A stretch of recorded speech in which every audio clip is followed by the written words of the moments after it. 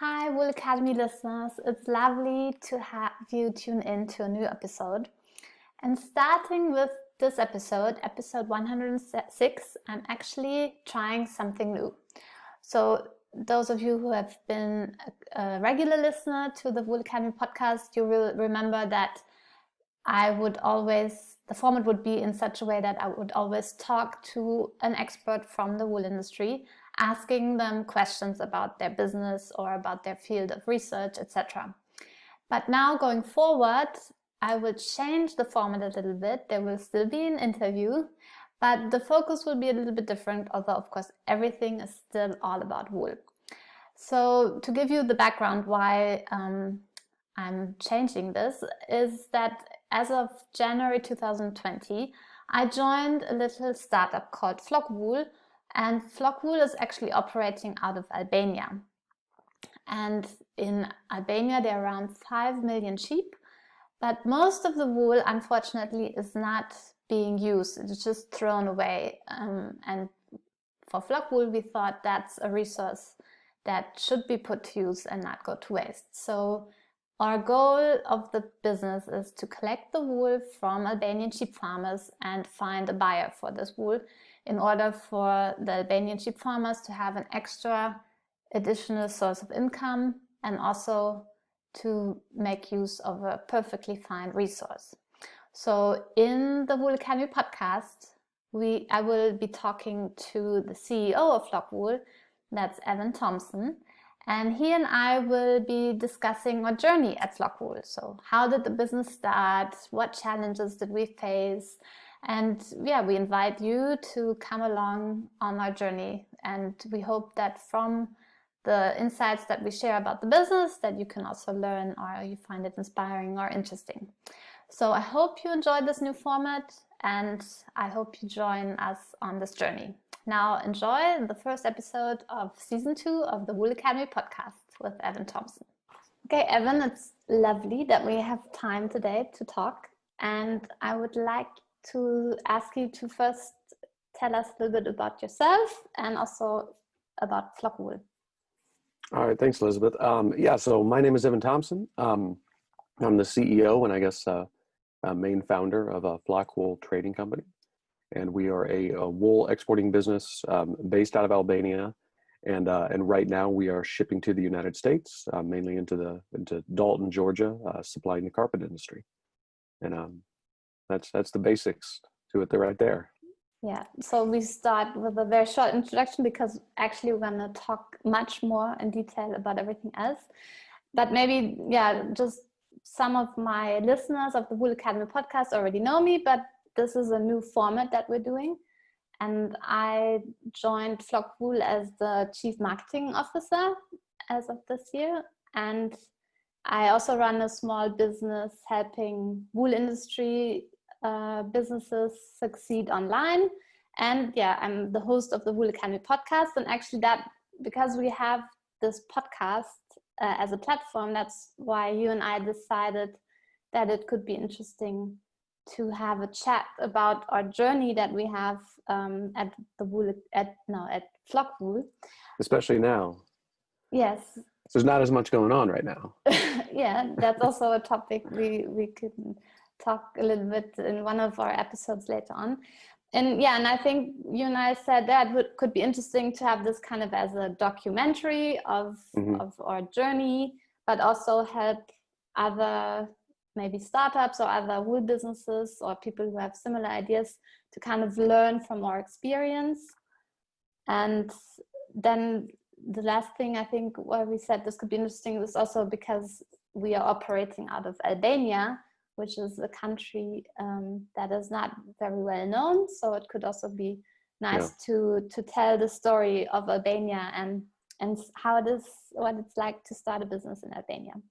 So that's why you and I have taken the time today to talk.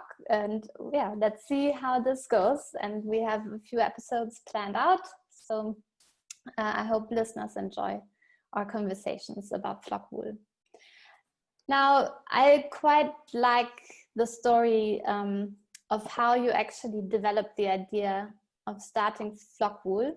So please give us the the story about how all Yeah, why you and I are actually sitting here today. yeah, yeah. So in January 2019, so over a year and a half ago, my wife and I moved to Albania. We had been living in Thailand for 2 years, and so that's, we kind of say that that's a strange route to take in life, to go from the U.S. to Thailand to Albania. But yeah, so we had been living kind of globally. We started our own business while we were abroad, doing consulting, business consulting work in general. And so, we both had entrepreneurial mindsets and hats. And then in addition, right when we had moved to Albania, it was when I had also started a MBA program. So we were, very business focused in our life, very entrepreneurial focused, like always looking for an opportunity, whether it's a new client or, something that can be improved. That's our mentality. And when we went to Albania, it was very exciting. We were, a new journey in our lives, a new country, a new experience, new people. But I think for a lot of people who've been to Albania, and even Albanians would say, if you look at the business environment, it's not hard to find areas of improvement, maybe would be the way to put it. And so, yeah, we were just learning. And one of the things we had learned in the beginning, I think within even the first week of us being there, we learned a lot about the agriculture industry.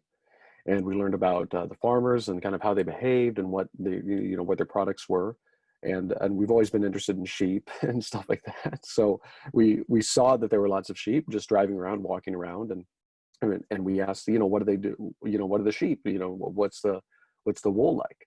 And it was very, very clear. They said, yep, it's not useful. We can't sell the wool. We don't have very much any type of wool product that we are really making here in mass, and we're not exporting it. So they just shear the sheep and throw it on the ground. And so that, well, stood out to us, and we remembered it. And we kind of from there, I started kind of talking about it. I pitched the idea to a few people back in the US, my family, and I think I told my family about it. Like, hey, I think there might be something here with the wool. It's a problem that can definitely be solved. It's not a new business, you know what I mean? It's not like, shearing sheep, baling it, and exporting wool is something that's, a business innovation. So it's something that could probably be solved with good management. And so, I kind of kept it in mind, and I was just slowly doing research over the course of a few months. But then everything came to a head in one day. A friend of mine named Albie, who is our chief operations officer. I had been working with him on some of his projects, some of the work that he was doing in Saranda, which is the city we were living in Albania. And that, we developed a friendship, we developed a really good working relationship, a lot of trust. Anyway, one night he introduces me to another friend of his who, was a local business owner. And we just had a conversation, and this guy, Flogert, who's who's really our farmer connection, essentially. His role and his family have been farmers in the region for generations, and they have sheep. And I asked them what they do with their wool. Is the same story: shear it, throw it on the ground. There's no market possibility for it. And so I took out a piece of paper and said, well, here's a business that I've already kind of developed in my mind based upon a few months of research. Here's what I think we can do. And we shook hands and started trying to figure things out from that point. And that was back in August 2019. And yeah, so that's kind of how it started.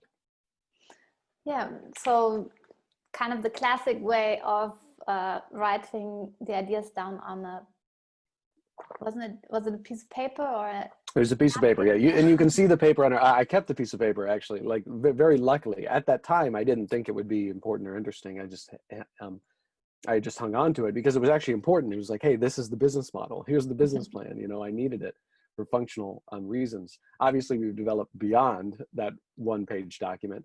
But the one-page document is accurate-ish, I suppose. There's some words that aren't industry correct, and there's some numbers and percentages that aren't quite accurate. But yeah, the general framework is about what we're doing today. And I took a photo of that document. It's on our website somewhere, I'm pretty sure. But we have. Yeah. So, in summary, who all is now working at Flockwool? Myself, my wife, Albie, Flo, or Gertie, we call him Gertie, and you. Okay, so we're five people, yep. and we are right now spread across 3 different countries. Because I'm in Germany, I've always been here. But you and your wife, you used to be in Albania, but since the COVID-19 pandemic, you had to go back. And we'll talk about that more. Yes, you had to go back to the US. Yeah. We're back in the US, and right now we're quite literally in temporary housing, because we barely had the time to figure out where we're living, and we're kind of in the process of changing that. So our environment is not necessarily where we would ordinarily be, but we've tried to make it as much of home as we can for the next several weeks. Yeah. But yeah, so we're back in the US now because we got locked out of Albania because of coronavirus. So yeah, and then Albi and Gertie, they are originally they are Albanian and they live in Albania, and they're right now are people on the ground, so to say.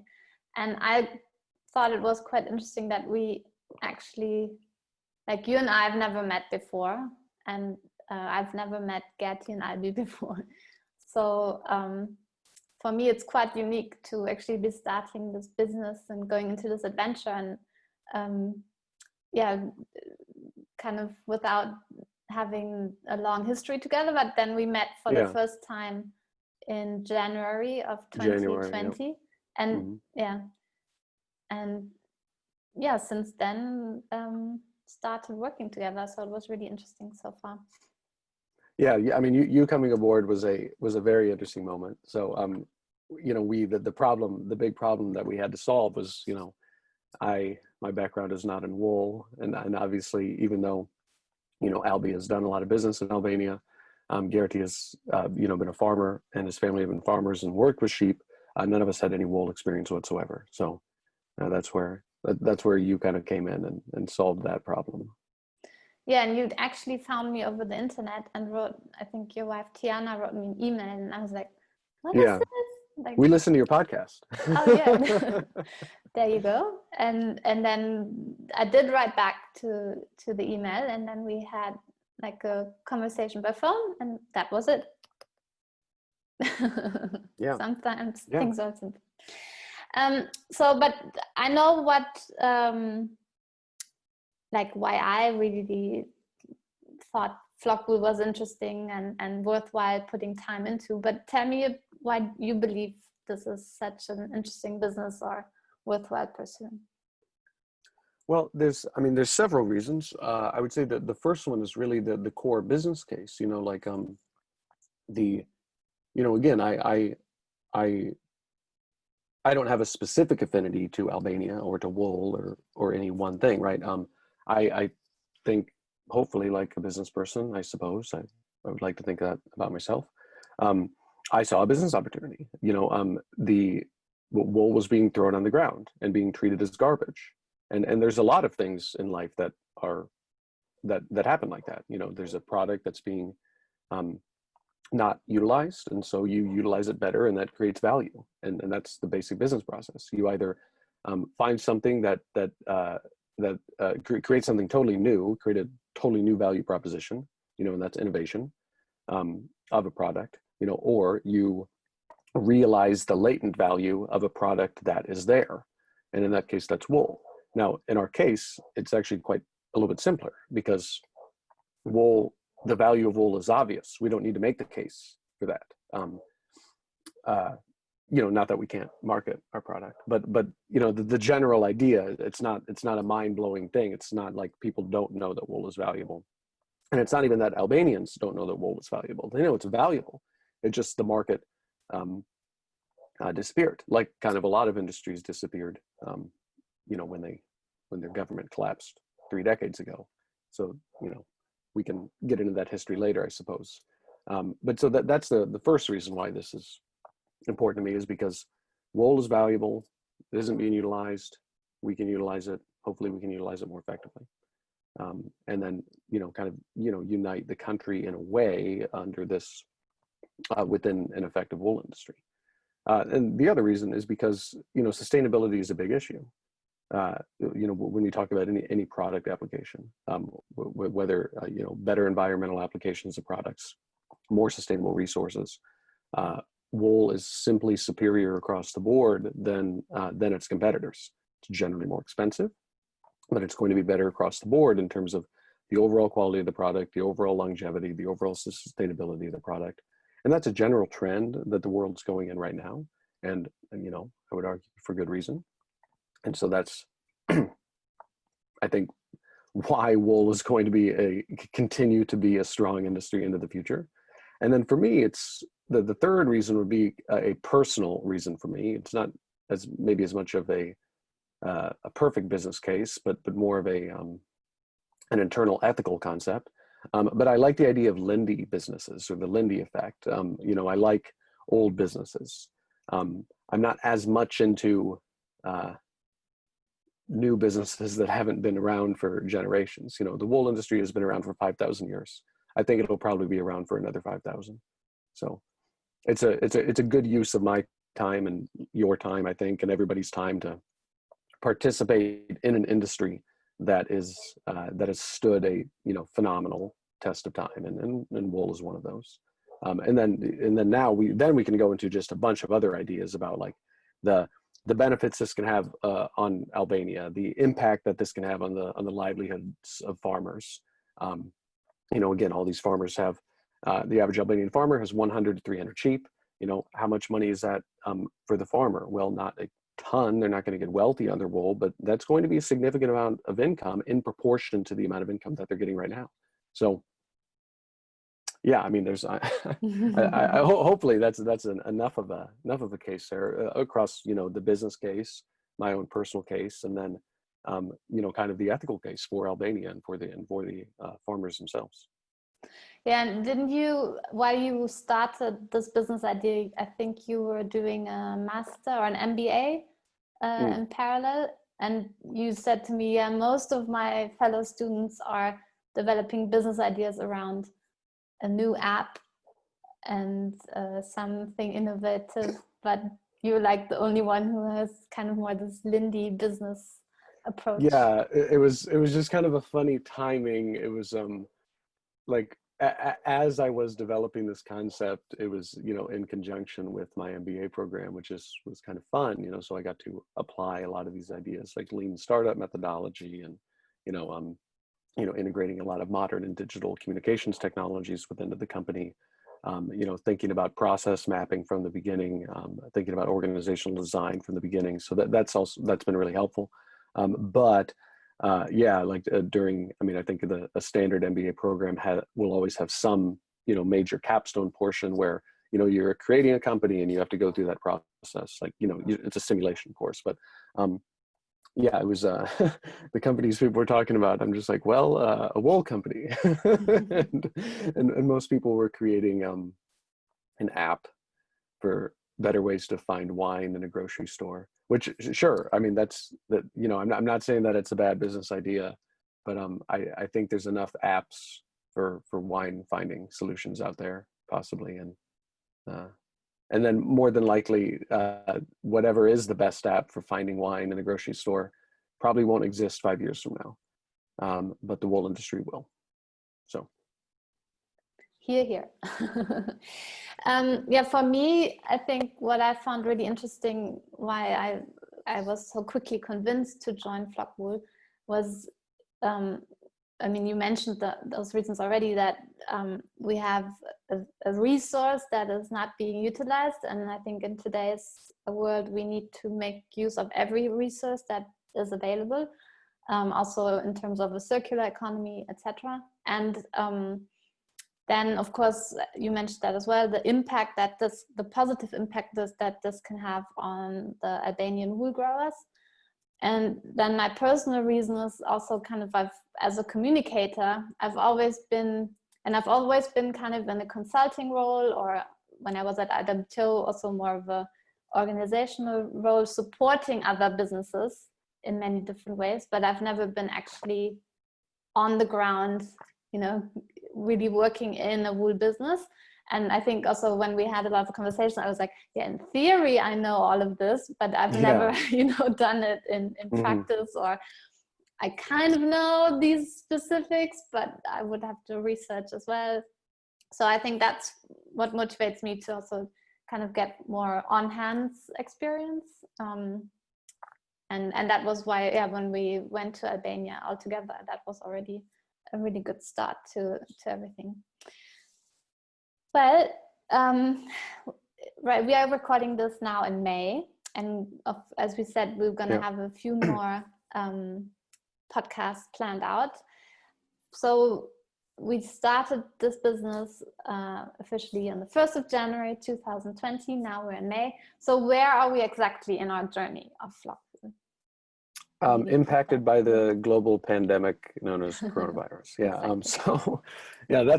That's had a significant impact on everybody. That's not groundbreaking news, obviously, but it's impacted us quite significantly. Albania shut down just like everyone else. I think Europe has generally been more shut down than a lot of places. It's been very strict, very tight in Albania, and you can't go collect wool and you can't operate a wool company when your country's on lockdown, let alone start one. So it's been a serious impediment on us. That being said, the phase that we're on, we're still in the startup phase. And that's how it is. We're still in market validation. We're still in product validation. We're still in, proving if we're profitable or not, and so we're approaching it with that degree of caution and maturity and seriousness. But at the same time, doing what we can, where we can to be effective.